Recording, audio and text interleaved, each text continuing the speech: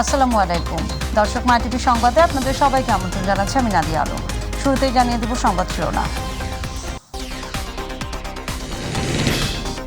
এক দফা দাবিতে আজ থেকে অসহযোগ আন্দোলন ঘোষণা দিয়েছে বৈষম্য বিরোধী ছাত্র আন্দোলন। সারা দেশে কর্মী জামায়াত এবং প্রতিবাদ মিছিল করবে আওয়ামী লীগ। 20 বছর আগে বাংলাদেশ কেমন ছিল সেদিকে দৃষ্টিপাত করতে তরুণদের প্রতি আহ্বান প্রধানমন্ত্রীর। শিক্ষা প্রতিষ্ঠানগুলোতে আবারও স্বাভাবিক কার্যক্রম শুরুর বিষয়ে নির্দেশনা। আজ থেকে ঢাকা, গাজীপুর, নারায়ণগঞ্জ ও নরসিংদীতে সকাল 6টা থেকে রাত 9টা পর্যন্ত কারফিউ শিথিল। শিক্ষার্থীদের ঘরে ফেরার আহ্বান স্বরাষ্ট্রমন্ত্রীর। ফেনী সীমান্তবর্তী পরশুরাম এবং ফুলগাজী উপজেলার ভারী বৃষ্টিতে বন্যা নিয়ন্ত্রণ বাঁধের 17টি অংশে ভাঙন। 74টি গ্রাম প্লাবিত, 28,000 পরিবার পানিবন্দী।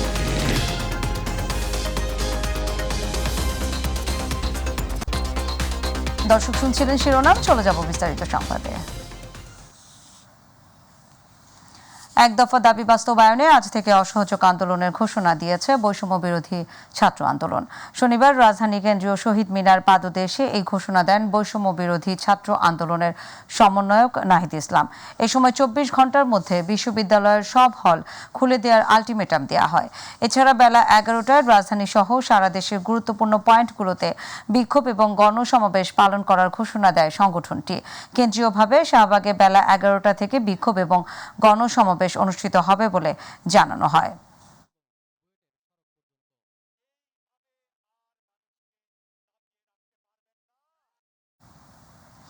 কোটা সংস্কার আন্দোলন ঘিরে চলমান পরিস্থিতির মধ্যেই নতুন কর্মসূচি ঘোষণা দিয়েছে আওয়ামী লীগ। ঘোষিত কর্মসূচি অনুসারে আজ রাজধানী ঢাকা এবং জেলা শহরে জামায়াত কর্মসূচি পালন করবে দলটি। আজ সারা দেশে পাড়া মহল্লায় প্রতিবাদ মিছিল এবং আগামীকাল বিকেল 3টায় রাজধানীর রমনায় ইঞ্জিনিয়ার্স ইনস্টিটিউশনের সামনে শোক মিছিলের ডাক দিয়েছে ক্ষমতাসীন দলটি। র্যালিটি ইঞ্জিনিয়ার্স ইনস্টিটিউশন থেকে শুরু হয়ে বঙ্গবন্ধু ভবনে গিয়ে শেষ হবে। এ সময় এসব কর্মসূচিতে দলের সর্বস্তরের নেতাকর্মী অংশগ্রহণ করবে বলে মনে করছেন শীর্ষ নেতারা।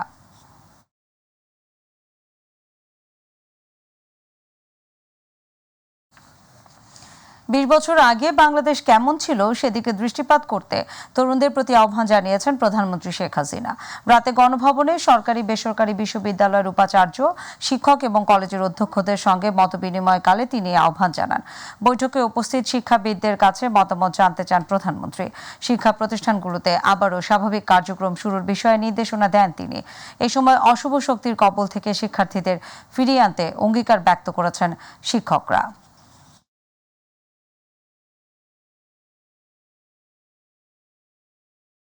আজকে যারা ইয়াং যুবক, এমনকি যেটা মনে করি হয়তো 20 বছর বা 22 বছর 25, তারা হয়তো মনে করে যে বাংলাদেশ এখন যেমন দেখছে তেমনই ছিল। কিন্তু মাত্র 2008 সালের বাংলাদেশও যদি তারা চিন্তা করতো, দেখতো তারা এই বাংলাদেশ ছিল না। রাস্তাঘাট, অবকাঠামোগত উন্নয়ন, অর্থনৈতিক সক্ষমতা, মাথাপিছু আয়, সাক্ষরতার হার, আয়ুষ্কাল বৃদ্ধি, প্রতিটি বিষয়ে কিন্তু আমরা অন্তত পক্ষে উন্নত করতে পেরেছি, দাবি করতে পারি। পভার্টি রিডাকশনে সেখানেও সেই 41 থেকে আমরা 41% থেকে 18% নামিয়ে এনেছি। হতদরিদ্র যা 25.1% ছিল সেটা আমরা মাত্র 5.6 নামিয়ে এনেছি। কিন্তু আমাদের লক্ষ্য ছিল যে বাংলাদেশে একটি মানুষ ভূমিহীন থাকবে না, গৃহহীন থাকবে না। আজ থেকে ঢাকা, গাজীপুর, নারায়ণগঞ্জ এবং নরসিংদীতে সকাল 6টা থেকে রাত 9টা পর্যন্ত কারফিউ শিথিল থাকবে। রাতে এক ব্রিফিংয়ে এসব জানিয়েছেন স্বরাষ্ট্রমন্ত্রী আসাদুজ্জামান খান কামাল। সরকারের পক্ষ থেকে শিক্ষার্থীদের দাবি মেনে নেওয়া সহ প্রধানমন্ত্রীর সাথে আলোচনার পথ খোলা রয়েছে উল্লেখ করে মন্ত্রী বলেন, তাদের আলোচনা, তাদের সাথে আন্দোলনের সব দাবি মেনে নেওয়া হয়েছে, তাই অসহযোগ আন্দোলন না করে ঘরে ফেরা উচিত। এরপরও দাবি থাকলে প্রধানমন্ত্রী আলোচনার দ্বার খোলা আছে, তাদের আলোচনায় যাওয়া উচিত। কোটা আন্দোলনকারীর সব দাবি আমরা মেনে নিয়েছি। যেগুলি তাদের দাবি ছিল সব দাবি কোর্ট এবং আমাদের থেকে মানা হয়ে গিয়েছে। তারা যা যা পরবর্তী দাবিগুলি করেছিল পুলিশের বিচারের আওতায় আনার সেও আমরা করেছি। আমার মনে হয় এখন সময় আসছে আমাদের প্রিয় ছাত্র ভাইরে, তারা যেহেতু তাদের আর কোনো দাবি অবশিষ্ট নেই, তারা আন্দোলন থেকে তারা তাদের স্ব স্ব ক্ষেত্রে চলে যাবেন, এটাই আমরা আশা করি। কারফিউর মধ্যে সীমিত পরিসরে ট্রেন চলাচল শুরু হলেও আজ সব ধরনের ট্রেন চলাচল বন্ধ রাখার সিদ্ধান্ত নিয়েছে বাংলাদেশ রেলওয়ে। শনিবার রেলের জনসংযোগ কর্মকর্তা গণমাধ্যমকে জানিয়েছেন, অনিবার্য কারণবশত আজ সব ধরনের ট্রেন চলাচল সাময়িকভাবে স্থগিত থাকবে। রেলওয়ে জানিয়েছে, আপাতত একদিনের জন্য ট্রেন চলাচল বন্ধ রাখার সিদ্ধান্ত হয়েছে। পরিস্থিতি বিচার বিশ্লেষণ করে রবিবার পরবর্তী সিদ্ধান্ত নেওয়া হবে। কোটা সংস্কার আন্দোলনকে কেন্দ্র করে উদ্ভূত পরিস্থিতিতে 14 দিন বন্ধ থাকার পর স্বল্প দূরত্বে ট্রেন চলাচল শুরু হয়েছিল গত বৃহস্পতিবার।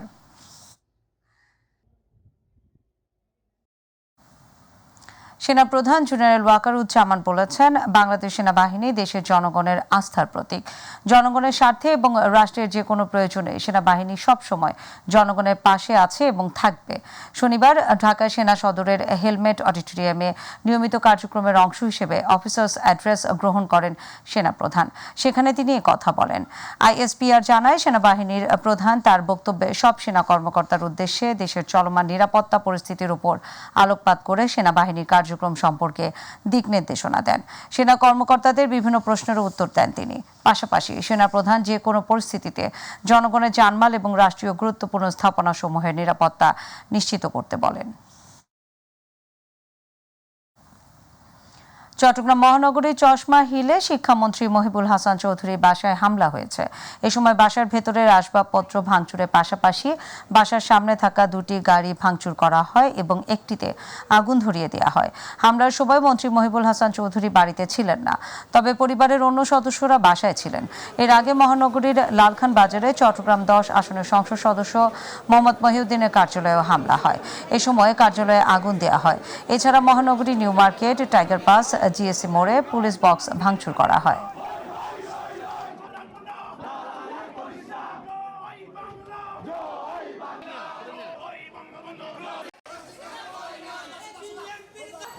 তারা অতর্কিতে আসছে, এরা মিছিল সহকারে আসছে, তারা অতর্কিতে আসছে মাগরিবের টাইমে। তখন মাগরিবের আজান দিচ্ছে, তখন ওরা এসে আমার বাসার মধ্যে ইট পাটকেল মারতেছে। এখন ইট পাটকেল মারার সময় আমিও নামাজ পড়তে বসতেছি, তখন ইট অনেক খুব জোরে ইট পাটকেল মারতেছে। এরপরে তারা আমার গেটটা ভেঙে ফেললো।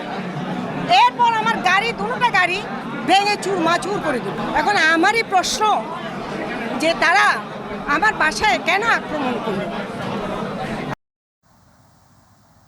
ফেনীর সীমান্তবর্তী উপজেলা পরশুরাম এবং ফুলগাজীতে 1 মাসের ব্যবধানে দ্বিতীয় দফায় ভারী বৃষ্টিপাত এবং উজানের পানিতে মুহুরী, কহুয়া এবং সিলোনিয়া নদীর বন্যা নিয়ন্ত্রণ বাঁধের 17টি অংশে ভাঙনের দেখা দিয়েছে। এতে লোকালয়ে পানি ঢুকে 74টি গ্রাম প্লাবিত হয়ে 28,000 পরিবার পানিবন্দী হয়ে পড়েছেন। সড়ক পানিতে তলিয়ে যাওয়ায় ফেনীর পরশুরাম আঞ্চলিক সড়ক এবং উপজেলার অভ্যন্তরীণ বিভিন্ন সড়ক বন্ধ রয়েছে যান চলাচল। লাইন ক্ষতিগ্রস্ত হওয়ায় বিচ্ছিন্ন হয়ে গেছে বিদ্যুৎ সংযোগ।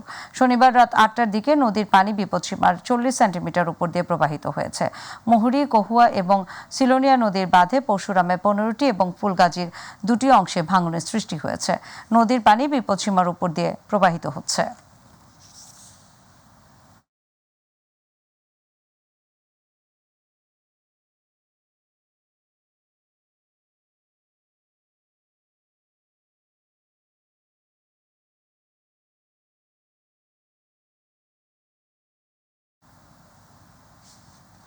হাতুড়ি, বাটালি আর সার্জারি ব্লেড দিয়েই চলছে লাশের পোস্টমর্টেম।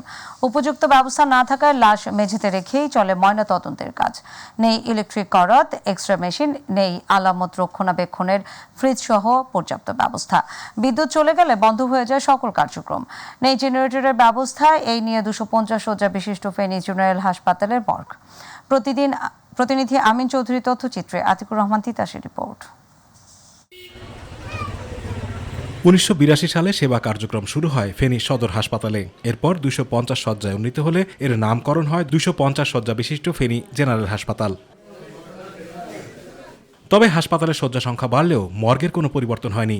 আলো, পানি ও বিদ্যুৎ সব সুবিধাই এখানে অপ্রতুল। লিঙ্গভেদে ময়নাতদন্তের জন্য পুরুষ ও নারী ডোম রাখার নিয়ম থাকলেও এ মর্গে শুধু একজন পুরুষ ডোমই কর্মরত। গত 25 বছর ধরে তিনি অস্থায়ী ভিত্তিতে চাকরি করছেন এখানে। 2-4 জন লোক যদি হয় তাহলে মনে করেন আমাদের কাজকর্ম করতে সুবিধা হয়। এছাড়া লাশকাটা ঘরের সামনে হাসপাতালের গেট, এক পাশেই সড়ক, অপর পাশে খাবার হোটেল হওয়ায় দুর্গন্ধে হাসপাতালে আসা রোগীসহ জনগণকে, সাধারণ মানুষকে চরম ভোগান্তিতে পড়তে হয়। আমরা চাই ফেনী সদর হাসপাতালটা আরো আধুনিক এবং মডেল হাসপাতাল হিসাবে রূপ নিবে। 3 দিন সময় লেগে যায়, 2-3 দিনের কারণে লাশটার পচন ধরে যায়, পচন ধরাতে এটা সমস্যা তৈরি হয়ে যায়। মর্গে নেই কোনো জেনারেটর, ময়নাতদন্তের সময় বিদ্যুৎ চলে গেলে বিড়ম্বনার শেষ থাকে না। এখন পর্যন্ত কোনো এক্স-রে মেশিনও স্থাপন করা হয়নি। ময়নাতদন্ত করা হয় হাতুড়ি, বাটালি ও সার্জারি ব্লেড দিয়ে। আমাদের এখানে আধুনিক অস্ত্রের প্রয়োজন। এখানে তো আমরা লোহা দেয়া, কাউসার সার দিয়ে বানানো হয়েছে, হাতুড়ি বাটাল দিয়ে বাইরে তারপরে কাজ করুন লাগে। হাসপাতালের আবাসিক মেডিকেল অফিসার জানান, লাশকাটা ঘরটি অনেক পুরনো, এটি আরো আধুনিক ও উন্নত করতে দ্রুত পদক্ষেপ নেওয়া হবে। আমাদের 250 শয্যা হাসপাতালে একটি মর্গ রয়েছে, আরো অত্যাধুনিক করার জন্য কিছু বিষয় আমাদের দরকার। আমাদের ইতিমধ্যে 2টো রিফ্রিজারেটর রয়েছে, কিন্তু দুঃখের বিষয় 6 প্রকোষ্ঠের যে রিফ্রিজারেটরটা ওটা আপাতত বিকল রয়েছে। আমরা এটা নিয়ে কাজ করেছি। আতিকুর রহমান তিতাস, মাই টিভি। দর্শক, এবার আমাদের কৃষি।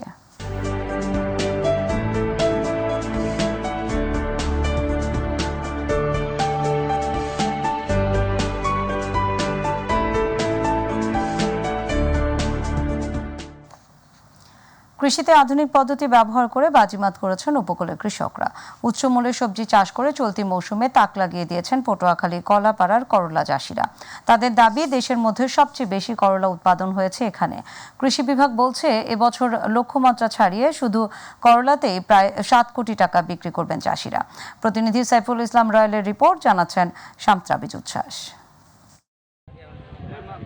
সবজি চাষে সুখ্যাতি রয়েছে পটুয়াখালীর কলাপাড়া উপজেলার নীলগঞ্জ ইউনিয়নের চাষিদের। তবে এবছর টিয়া সুপার, বুলবুলি প্লাস, পালি প্লাস জাতের করলা চাষে ছাড়িয়ে গেছে পূর্বের সকল রেকর্ড। উচ্চমূল্যের করলা প্রতিদিন গড়ে 500 থেকে 600 মণ রপ্তানি করা হচ্ছে দেশের বিভিন্ন প্রান্তে। বাংলাদেশের যতগুলো ফসল আছে তার চাইতে উচ্চমূল্য ফসল হয়েছে করলা। অতএব আমার এই 5 একর জমিতে করলা উৎপাদন করতে আমার 5 লক্ষ টাকা খরচা হয়েছে। আশা করি আমি 20 লক্ষ টাকা বিক্রি করতে পারবো। ঢাকা, বরিশাল, পটুয়াখালী, জালকাঠি, বরগুনা, খুলনা, বিভিন্ন জায়গায় এ জায়গাতে 500 থেকে 600 মণ করলা রপ্তানি হয়। কৃষি বিভাগের সহায়তায় মাঠ পর্যায়ে আধুনিক পদ্ধতি ব্যবহার করে এমন সুফল পাচ্ছেন দাবি চাষিদের। তুলনামূলক উৎপাদন খরচ কম ও চারা রোপণের পর 55 থেকে 60 দিনেই পরিপক্ক ফলন তুলতে পারেন উৎপাদনকারীরা। ফলে উচ্চমূল্যের ও স্বাস্থ্য উপকারী করলা চাষে উদ্যোগী হচ্ছেন প্রান্তিক চাষিরা। প্রশিক্ষণ পাইয়া আমরা বেডের কায়দায় সরল জমিতে বেড করে বেডের কায়দায় আমরা এই করলা চাষ করতেছি। আমরা থেকে আরো বাড়বে, আরো ব্যাপক হারে হবে এবং আরো এসএসসিপি ট্রেনিং পাই আমরা উচ্চ মূল্যের আরো কিছু সবজি আমরা চাষ করি। 34 মাসে করা শুরু করে আমাদের এই লতা কৃষি ভাদ্র মাসে শেষ হয়। আধুনিক পদ্ধতিতেই সুফল পাচ্ছেন কৃষকেরা, তাই ছাড়িয়ে গেছে লক্ষ্যমাত্রা বলছে স্থানীয় কৃষি বিভাগ। আধুনিক প্রযুক্তি ব্যবহার করে কিভাবে চাষ করতে হয় সেই আধুনিক প্রশিক্ষণ তাদেরকে আমাদের অফিসে নিয়ে দিয়েছি। আমরা তাদেরকে কৃষি বিপণনের মাধ্যমে উন্নত মানের ক্রেডিট দিয়েছি এবং কৃষক গ্রুপ যাতে ভবিষ্যতে আরও বেশি করলা এবং অন্যান্য উচ্চমূল্যে ফসল উৎপাদন করে সেই প্রশিক্ষণ দেব এবং আমি সেই চেষ্টা অব্যাহত রাখব। শুধু করলা চাষেই নয়, সরকারি সহযোগিতা পেলে সব ধরনের কৃষি উৎপাদনে এগিয়ে আসবে এই অঞ্চলের চাষিরা, এমনটাই মনে করেন স্থানীয়রা। শামস্তাব্রিজ উচ্ছ্বাস, মাই টিভি নিউজ ডেস্ক।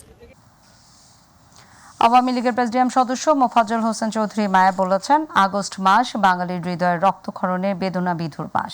তিনি শনিবার চাঁদপুরে মতলব উত্তরে উপজেলা আওয়ামী লীগের উদ্যোগে আয়োজিত জাতীয় শোক দিবস এবং জাতির পিতা বঙ্গবন্ধু শেখ মুজিবুর রহমানের শাহাদাত বার্ষিকী পালন উপলক্ষে প্রস্তুতি সভায় প্রধান অতিথির বক্তব্যে একথা বলেন।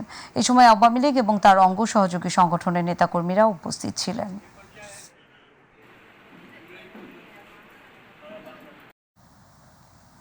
মাগুরা জেলায় 180 কেজি গাঁজা সহ 2 মাদক ব্যবসায়ীকে আটক করেছে ডিবি পুলিশ। শনিবার জব্দকৃত গাঁজার বাজার মূল্য 90 লাখ টাকা বলে দাবি করেছে পুলিশ। মাগুরার অতিরিক্ত পুলিশ সুপার কলিমুল্লাহ বলেন, গোপন সংবাদের ভিত্তিতে একটি ট্রাকে তল্লাশি চালিয়ে 180 কেজি গাঁজা সহ ট্রাকের চালক এবং হেলপারকে আটক করা হয়। এ ব্যাপারে মাদক আইনে একটি মামলা দায়ের করা হয়েছে।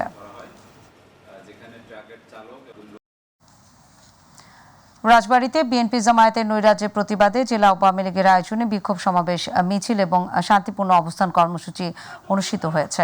শনিবার আওয়ামী লীগ কার্যালয়ে উপস্থিত ছিলেন কাজী কেরামত আলী এমপি, সাধারণ সম্পাদক কাজী ইরাদত আলী সহ অন্যান্যরা।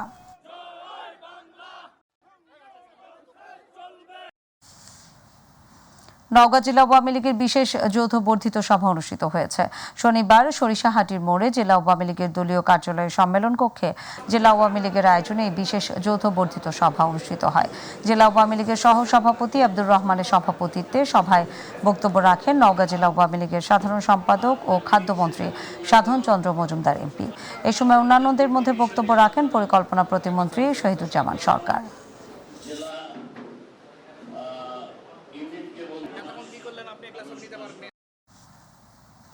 ব্রাহ্মণবাড়িয়া কোটা সংস্কার আন্দোলনে দেশব্যাপী নিহত শিক্ষার্থীদের স্মরণে শোক পালন করতে মোমবাতি প্রজ্বলন করেছে কোটা আন্দোলনকারীরা। শনিবার সন্ধ্যায় তারা শহরের অন্নদা সরকারি উচ্চ বিদ্যালয়ের সামনে জামায়াত হয়ে মোমবাতি প্রজ্বলন করে নিহত শিক্ষার্থীদের প্রতি সম্মান জানায় এবং শোক পালন করেন। পরে আন্দোলনকারীরা কুমিল্লা সিলেট মহাসড়কের ফুলবাড়িয়া এলাকায় এসে 10 মিনিট সড়ক অবরোধ করে বিক্ষোভ করে।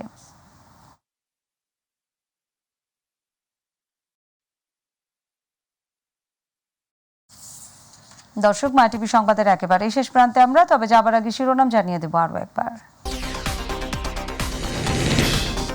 এক দফা দাবিতে আজ থেকে অসহযোগ আন্দোলন ঘোষণা দিয়েছে বৈষম্য বিরোধী ছাত্র আন্দোলন। সারা দেশে কর্মী জামায়াত এবং প্রতিবাদ মিছিল করবে আওয়ামী লীগ।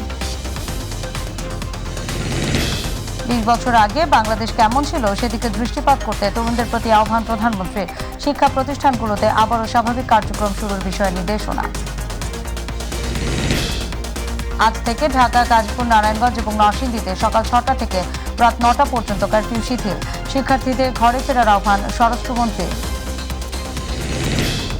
ফেনী সীমান্তবর্তী পরশুরাম এবং ফুলগাজী উপজেলার ভারী বৃষ্টিতে বন্যা নিয়ন্ত্রণ বাঁধের 17টি অংশে ভাঙন, 74টি গ্রাম প্লাবিত, 28,000 পরিবার পানিবন্দী।